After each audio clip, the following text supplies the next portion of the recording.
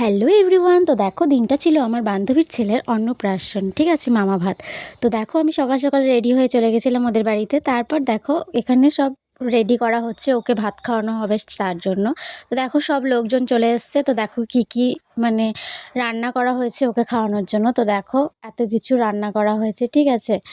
তো ও খুব কান্নাকাটি করছিল সেদিনকে, এত লোক দেখে হয়তো অসুস্থ লাগছিল শরীরটা। তো দেখো ওর মামা ওকে ভাত খাইয়ে দিচ্ছে।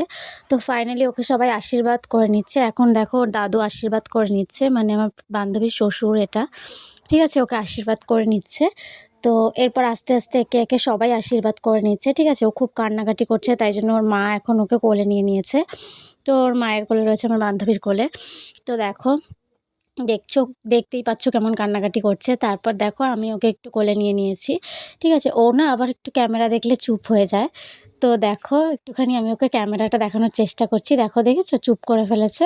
তারপর যাই হোক আবার কান্নাকাটি শুরু করে দিয়েছিল। তো দেখো এখানে সেই বান্ধবীর বৌদি, তারপর আমার আরও দুটো বান্ধবী আছে, ওই যে উঁকি মারছে, আর ওই যে একজন বসে রয়েছে, ঠিক আছে। তো আমরা এই সবাই মিলে খুব এনজয় করেছি সেদিনকে। তো দেখো খেতে বসে পড়েছি ফাইনালি। তো এখন আমরা খাবার খাচ্ছি। তো খাবারগুলো সত্যি খুব টেস্টি হয়েছিল। তো দেখো এখন খেতে বসে গেছি, ঠিক আছে। তো সবাই এখানে খাবার দেওয়া করছে। তো দেখো লাস্টে পাস নিয়ে নিয়েছি খাওয়ার শেষে, ঠিক আছে। তো এখন দেখো ওর ছেলেকে ঘুমিয়ে গেছে আমার কোলে, ঘুম পাড়িয়ে দিয়েছি। তো দেখো ঘুমোচ্ছে, ঠিক আছে। তো এখন ফাইনালি বাড়ি যাচ্ছি, বাড়ি যাওয়ার পর আবার রাতে আসবো। তো দেখো রাতে নাচানাচি হচ্ছে, ঠিক আছে।